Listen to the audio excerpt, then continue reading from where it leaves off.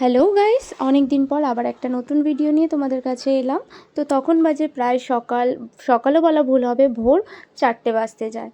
তো কোথায় যাচ্ছি এত ভোরবেলা তিনজনে রেডি হয়ে, চলো সেটা আজকে শেয়ার করব। তো এদিকে বাসের ওয়েট করতে করতে চা খেয়ে নিলাম। তো তারপরে ফাইনালি বাস চলে এসেছিলো। তো বাসে প্রায় 6 থেকে 7 ঘন্টা জার্নি। তো এদিকে আমার মুখ চোখ দেখেই বুঝতে পারছো টায়ার্ড হয়ে গেছি। জুতো খুলে রীতিমতো রেখে দিয়েছি, কারণ অতক্ষণ জুতো পরা সম্ভব না। তো তারপরে কি করব তো ভাইয়ের পিছনে একটু লাগছিলাম। তোর ইয়ারফোন খুলে একটুখানি নিজেও গান শুনছিলাম, তারপরে একটু ওকে মারপিট করছিলাম। তো দেন খিদে পেয়ে গেছিলো, তো একটু বিস্কুট খেয়ে নিলাম, কারণ বেশি ভারী কিছু খেলে আমার আবার ভমিটিংয়ের প্রবলেম আছে বাসে। তো মা আর আমি এদিকে বসে আছি, ভাই গেছে অন্য সিটে বসতে। তো তারপরে বাস থেকে নেমে ফাইনালি আমরা টোটোতে করে বসে ফাইনালি আমরা পৌঁছে গেছি। কোথায় পৌঁছেছি এখন সেটা বলবো না, চলো একটু পরে বলবো। তো আমি এসে গেছি মামার বাড়িতে। হ্যাঁ, মামার বাড়ি হচ্ছে আমার মেদিনীপুর।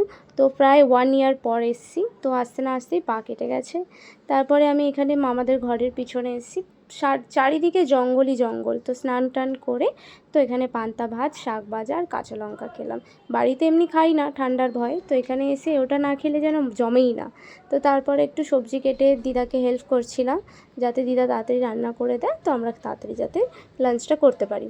তো তারপরে এখানে সাইকেল চালানোর চেষ্টা হচ্ছিলো, তো যেহেতু মাঠে আবড়া খাবড়া রাস্তা আছে, তো পারছিলাম না। তারপরে দেখেছো এখানে কত সুন্দর হাওয়া দিচ্ছে। তারপর আমি আর আমার দিদির ছেলে পিছনে জঙ্গলে চলে এসেছি। জঙ্গল ঠিক না, প্রচণ্ড মানে প্রচুর পরিমাণে গাছ আছে, তাই জঙ্গল বলছি। তো ওখানে হাওয়া টাওয়া খেয়ে দাদুর জন্য এই পাঞ্জাবিটা এনেছিলাম ঘরে পরার জন্য। তো দাদুকে বললাম পরে দেখো ভালো লাগছে কি না। দাদু তো খুব পছন্দ হয়েছে, তো বাটন লাগিয়ে দিলাম। তো তারপরে বিকেলের দিকে একটু হরলিক্স আর মুড়ি খাচ্ছিলাম। তো ভিডিওটা এই পর্যন্তই, দেখা হবে নেক্সট ভিডিও।